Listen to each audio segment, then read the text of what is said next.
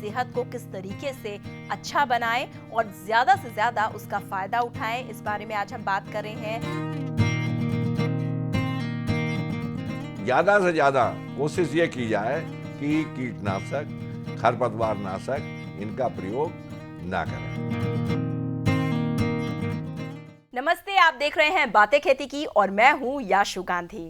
कल हमने आपको बताया कि किस किस वजह से मृदा प्रदूषित होती है और क्या क्या हमें करना चाहिए ताकि कम से कम मृदा को नुकसान पहुंचे। इसके अलावा और भी बहुत से ऐसे उपाय हैं जिनको अपनाकर हम इन कारणों का निदान यानी कि प्रदूषित मृदा को ठीक किया जा सकता है या उसका प्रदूषण, उसकी जो उर्वरकता है उसको कम होने से रोका जा सकता है। तो आज के अंक में हम इसके बारे में आपको विस्तार से बताएंगे और स्टूडियो में हमारे साथ है डॉक्टर अवधेश शुक्ला जी। डॉक्टर साहब, आपका बहुत बहुत स्वागत है। धन्यवाद। डॉक्टर साहब, मृदा के प्रदूषण को लेकर कल हम बात कर रहे थे, बहुत विस्तार से आपने बताया कि क्या क्या वजह होती हैं, किस किस तरीके से जो मृदा है उसकी उर्वरकता कम होती है, इसके अलावा वो प्रदूषित होती है। अब आज हम बात करते हैं कि इसका निदान कैसे करें, तो शुरुआत किस बिंदु से आप करेंगे? देखिए, कल भी मैंने ये बताया था कि मृदा प्रदूषण का मतलब होता है मृदा के उर्वरा स्तर में ह्रास हो जाना। अब वैज्ञानिकों को इस बात पर विशेष ध्यान देना है कि हम किस तरीके से उपज भी अधिक लें और मृदा का उर्वरा स्तर भी न गिरने दें। तो इसके लिए जो है सबसे पहले जो हमारे बहुत परम आवश्यक बात ये है कि जो सन 1960 के बाद से हरित क्रांति के बाद हमने निरंतर अधिक से अधिक उर्वरकों और कीटनाशकों का और खरपतवारी नाशकों का इनका सबका प्रयोग करना शुरू कर दिया है। इस पर हम जो है अनुसंधान करें कि किन किन चीज़ों से हम कीटनाशियों को रिप्लेस कर सकते हैं। असंतुलित उर्वरक, ज़्यादा से ज़्यादा उर्वरक प्रयोग ना हो, क्योंकि ये भी बड़ा आवश्यक है कि अगर हम उर्वरक प्रयोग नहीं करेंगे, कीटनाशी प्रयोग नहीं करेंगे, तो जो हमारी जनसंख्या पर निरंतर बढ़ती चली जा रही है उसके लिए हम खाने के लिए कहाँ से लाएंगे। आवश्यकता और आपूर्ति का, डिमांड एंड सप्लाई का जो रेशियो है वो गड़बड़ा जाएगा। तो जाहिर सी बात है इनका उपयोग भी करना है। वैज्ञानिकों ने इस पर अब बहुत ध्यान दिया है और वैज्ञानिकों ने ध्यान दिया है तो ध्यान देने के बाद उन्होंने कहा है कि जैसे नंबर 1 पर हमने कहा था कि कीटनाशकों का 11 गुना जो है वो एफओ की रिपोर्ट के हिसाब से इस्तेमाल हो रहा है, ज़्यादा प्रयोग हो रहा है। वैज्ञानिकों का कहना ये है कि हाँ, वास्तव में कीटनाशी जो हैं वो हमारी मृदा को ही प्रदूषित नहीं कर रहे हैं बल्कि हमको भी जो है अनेक बीमारियों से ग्रसित कर रहे हैं। कहीं पर किसी को कैंसर हो रहा है तो कहीं किसी को जो है लीवर खराब हो रहा है, किसी का गुर्दा खराब हो रहा है। ये सब जो है ये कीटनाशी में जो आर्सेनिक और हम जो क्लोरीन और मरकरी और इसका जो इस्तेमाल हो रहा है धीरे धीरे, ये स्लो पॉइजन के रूप में, जैसे भिंडी का है, भिंडी में जिस वक्त फूल आना शुरू होता है जी, तो उसकी उपज कम ना हो, हर तीसरे दिन या चौथे दिन वो जो है कीटनाशी का प्रयोग करता है ताकि कोई कीड़ा न लगे और अच्छी सच्ची हमको जो है वो ये उसे तो मूल्य चाहिए, उसे उसका जो नैतिक कर्तव्य है कि हम इसको कीटनाशी को प्रयोग करेंगे और दूसरे को नुकसान होगा उस पर उसका कोई ध्यान नहीं जाता है। तो ऐसी दशा में कीटनाशी के प्रयोग करने के लिए मना नहीं किया गया है बल्कि ये कहा गया है कि इसको कम से कम प्रयोग किया जाए और जहाँ पर इंटीग्रेटेड पेस्ट मैनेजमेंट से हम उसको पूरा कर सकते हैं, उन बीमारियों को दूर कर सकते हैं, उन कीड़ों को मार सकते हैं, वहाँ पर हम IPM यानी इंटीग्रेटेड पेस्ट मैनेजमेंट का ही इस्तेमाल करें। उदाहरण के लिए ले लीजिए आप कि हम शुरू में ही कहते हैं कि मृदा में हमारे निमेटोड हो गए और निमेटोड हो गए तो उसमें हम कहते हैं फ्योराडान जो है 10 kg 10G वाला डाल दीजिए। फ्योराडान इतना ज़्यादा विषाक्त होता है कि अगर आप किसी फल वाले में अगर फ्योराडान डाल दें उसके बाद उसका अगर 10-11 दिन बाद अगर फल खाएं तो आपको कड़वा लगने लगा, इतना पॉइजन होता है। तो इंटीग्रेटेड पेस्ट मैनेजमेंट के वैज्ञानिकों ने कहा कि कोई ज़रूरी नहीं है कि आप फ्योराडान इस्तेमाल करें, आप गेंदा की फसल लें और गेंदा की फसल लेने के बाद उस गेंदा को पूरा जो है जोत दें, मट्टी में ही मिला दें, सारे आपके निमेटोड नष्ट हो जाएंगे। तो आप देखिए कि निदान हो गया, हानिकारक जो है मृदा प्रदूषित भी नहीं हुई, हमको भी कोई हानि नहीं हुई, बिल्कुल प्राकृतिक नेचुरल तरीके से उसका समस्या का समाधान भी हो गया। हाँ, इसी तरीके से आप देखिए कि जब रस चूसने वाले कीड़े होते हैं, पत्ती काटने वाले कीड़े होते हैं, सूढ़ियाँ जो भीतर अंदर जा कर के जो नुकसान, जैसे फलों में फल मक्खी लगती है। तो इंटीग्रेटेड पेस्ट मैनेजमेंट के वैज्ञानिकों ने कहा कि हम ऐसी चीज़ें लें जिसमें केवल कार्बन, ऑक्सीजन और हाइड्रोजन का ही इस्तेमाल हो और कोई भी जो है नुकसान देने वाले रसायन ना इस्तेमाल हो। तो देखिए, हमने लहसुन ले लिया, 1 किलो लहसुन ले लिया और उसमें जो है 200 ग्राम तंबाकू की धूल मिल गई तो धूल नहीं, तंबाकू की पत्ती मिल जाए तो तंबाकू की सूखी पत्ती, और इसको जो है रात भर जो है पानी में भिगो दिया। और भिगोने के बाद इसको अच्छी तरीके से मल करके और इसमें से हमने जो सत निकाल लिया, उसी समय इसमें थोड़ा सा डिटर्जेंट भी डाल देते हैं और इसको जब हमने निकाल लिया, और निकालने के बाद अगर हम इसका छिड़काव कर देते हैं तो इसका छिड़काव हमारे ना तो स्वास्थ्य पे हानिकारक प्रभाव डालता है और ना मृदा प्रदूषित होती है, और जो भी कीड़े हैं, रस चूसने वाले कीड़े या काटने वाले कीड़े, इनका स्वयं ही निदान हो जाता है। तो कहने का तात्पर्य यह है कि कम से कम कीटनाशकों का प्रयोग किया जाए जहां पर हमारा आर्थिक स्तर, नुकसान का आर्थिक स्तर बहुत ज़्यादा हो रहा है। क्योंकि कुछ फसलें ऐसी होती हैं, जैसे आलू है, आलू में जिस वक्त झुलसा रोग लगता है तो रातों रात में जो है पूरी फसल जो है नष्ट होने की संभावनाएं बन जाती हैं।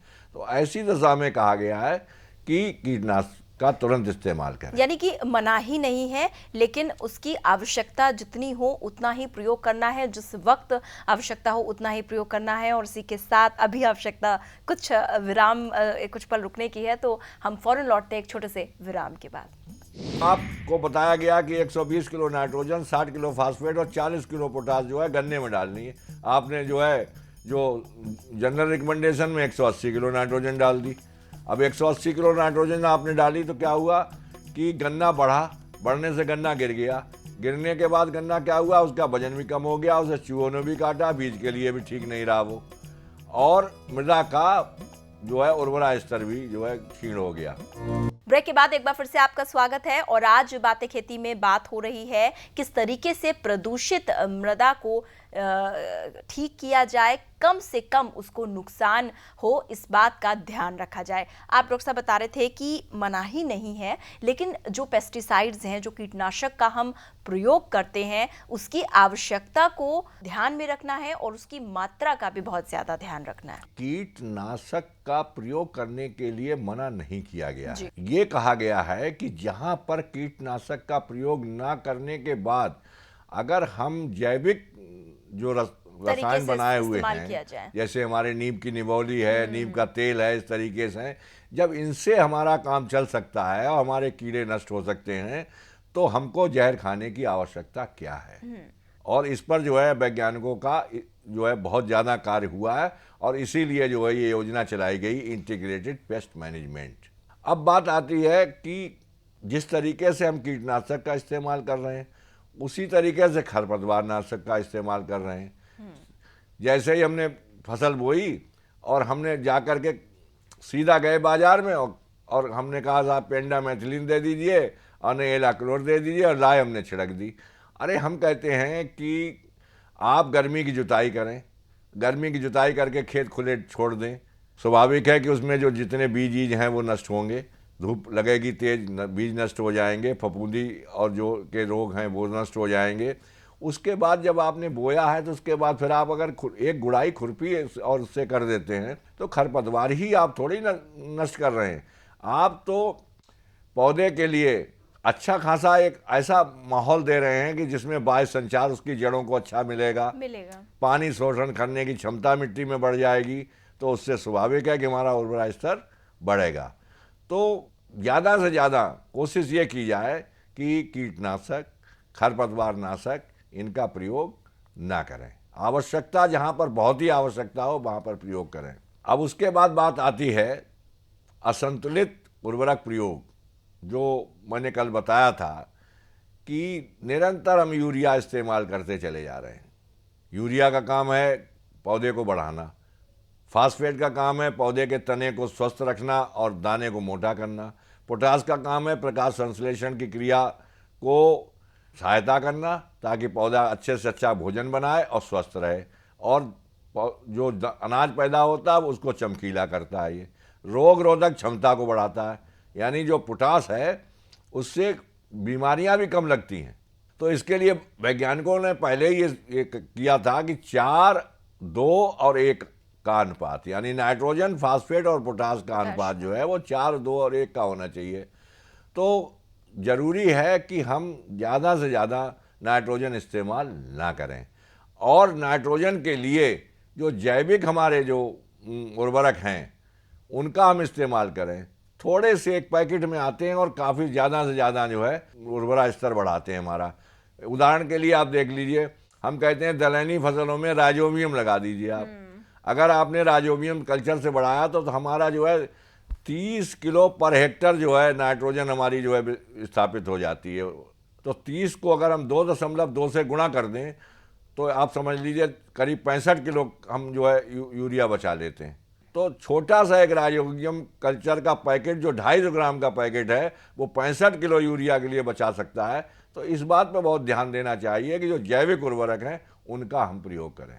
अच्छा, एक और हम इस बिंदु पर कल बात कर रहे थे कि एक तो हम पेस्टिसाइड्स की बात कर रहे थे, ज़रूरत से ज़्यादा अगर हम यूरिया की बात करते हैं तो असंतुलित उर्वरक के अलावा जो फसल चक्र है उस पर भी बात हो रही थी कि अगर लगातार एक ही तरह की खेती किसी मिट्टी पे की जाए, की तरह की फसल ली जाए लगातार, तो भी उसका जो गलत प्रभाव है वो पड़ता है या उसकी जो उपजाऊपन है वो कम हो जाता है।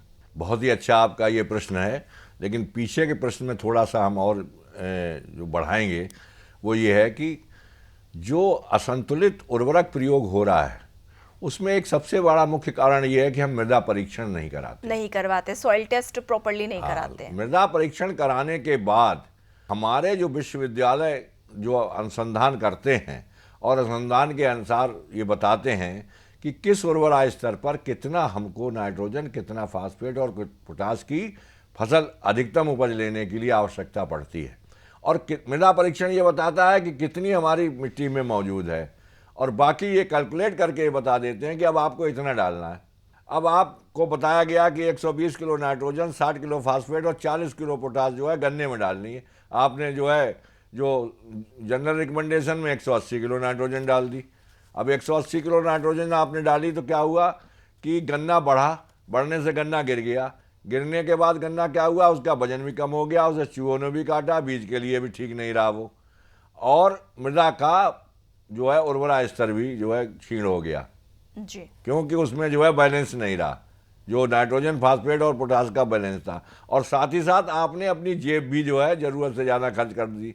तो इस असंतुलित जो हमारा उर्वरक प्रयोग हो रहा है उसमें ये बहुत परम आवश्यक है कि आप मृदा परीक्षण भी करा करके ही उर्वरकों का प्रयोग करें। जी बिल्कुल। अब उसके बाद बात आती है फसल चक्र के। बहुत ही बड़ा योगदान है फसल चक्र का, और फसल चक्र के योगदान में देखिए ऐसा है कि हमने कोई भी फर्टिलाइज़र या खाद हमने दी है तो वो रिस्क करके नीचे की परतों में भी चली जाती है, वहाँ जा कर के इकट्ठी हो जाती है।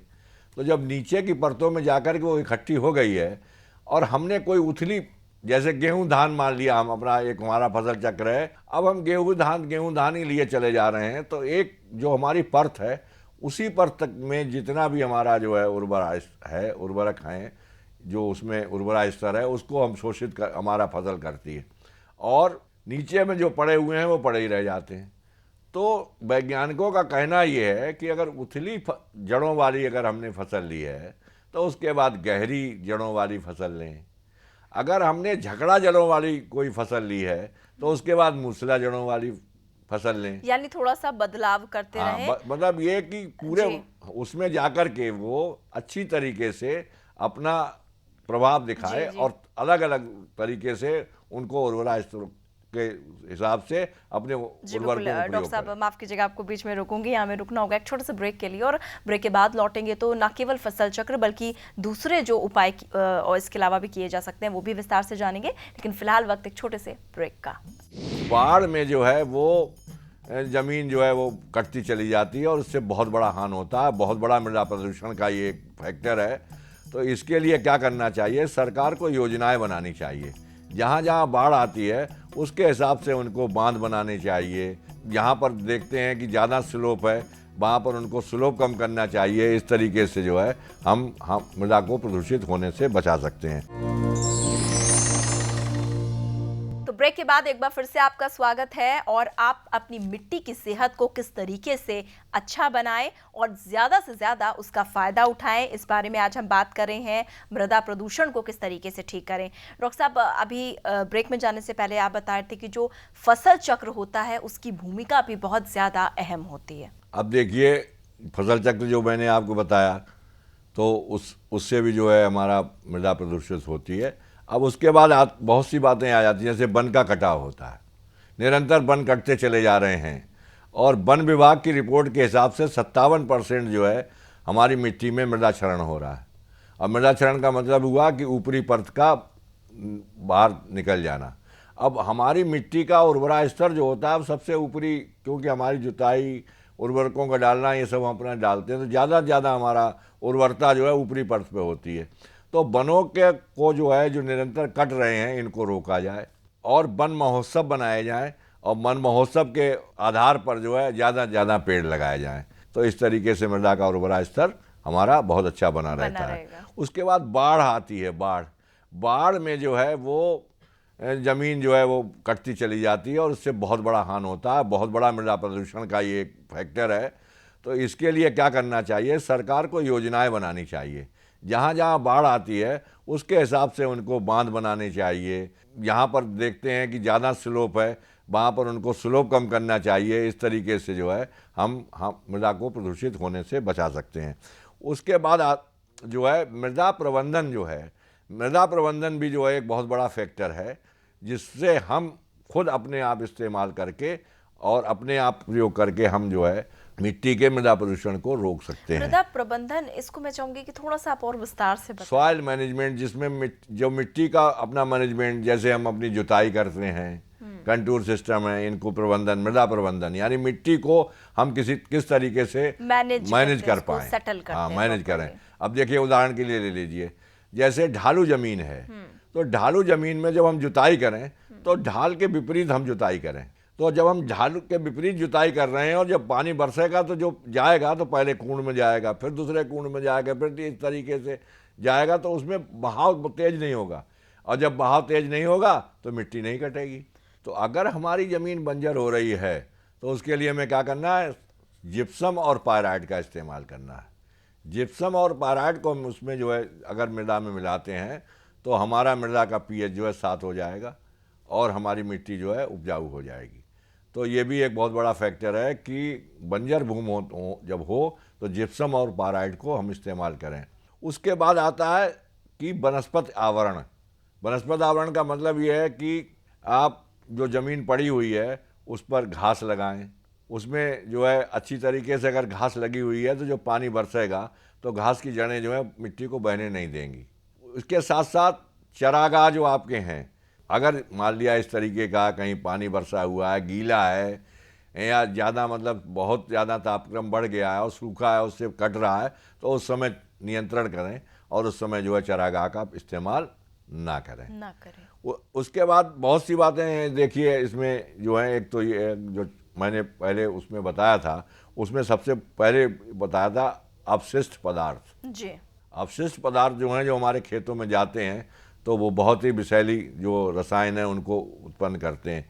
तो इन अपशिष्ट पदार्थों के लिए ट्रेंचिंग ग्राउंड बनाए जाएं और ट्रेंचिंग ग्राउंड में ही इसको जो है वहाँ डाला जाए और उसको फिर जो है इसको वहीं पर जो है मतलब मिट्टी में उसको मिलने से रोका जा सकता है। हमारी कृषि योग्य भूमि में जो है किसी तरीके से ये न जाएं और इनके लिए अलग से ही जो है व्यवस्था की जाए और उनके ग्राउंड बना दिए जाएं और उसमें इसको डाला जाए और डालने के बाद फिर रासायनिक क्रियाओं के द्वारा और इसके बाद इसको वहाँ नष्ट किया जाए। उसके बाद आता है कि पहाड़ पर जो हमारी ढाल बहुत ज़्यादा होता है जी, तो उसमें हमारी जो है उर्वरा स्तर बहुत ही तेज़ी से जो है नष्ट होता है, बह जाता है। तो उसके लिए जो खेत बनाते हैं तो आगे जो है उसमें पत्थर की दीवारें बनाते हैं, हम पत्थर लगा करके दीवार बनाते हैं और दीवार बनाने के बाद उसका ढाल जो है उल्टा कर देते हैं ताकि पानी जो है वो धीरे से उसका जो है रिस करके निकल के जाए, बहाव से पानी निकल करके ना जाए। तो इस तरीके से जो है हम कंटूर सिस्टम इसको कहते हैं, कंटूर मेथड है, और इससे जो भी हम जो है मृदा को प्रदूषित होने से बचा सकते हैं। जो कंटूर बनाते हैं उसमें भी हम कंटूर प्लाइंग जो है इस तरीके से करें कि अगर जिधर को ढाल है ठीक उससे उल्टा जो है हम उसकी जुताई करें, ताकि हमारा अगर हमने ढाल से ही जुताई कर दी तो हमारा जो है वो सीधा पानी उस कुंड से निकलता हुआ एकदम तेज़ी से जाएगा और मिट्टी को साथ ले जाएगा। तो विपरीत अगर हमने जुताई की है तो हमारा बहाव नहीं होगा। जी बिल्कुल, यानी ये सारे उपाय जिनको अपनाकर आप अपनी मिट्टी की सेहत को दुरुस्त बना सकते हैं। इसी के साथ आपका बहुत बहुत धन्यवाद डॉक्टर साहब, आपने इतनी महत्वपूर्ण जानकारी मृदा से जुड़ी हुई हमारे किसान मित्रों को दी। धन्यवाद। आप भी हमारा पता नोट कर ले ताकि आप अपनी कोई भी समस्या, कोई भी शिकायत या अगर कोई बात है तो हमसे साझा कर सके।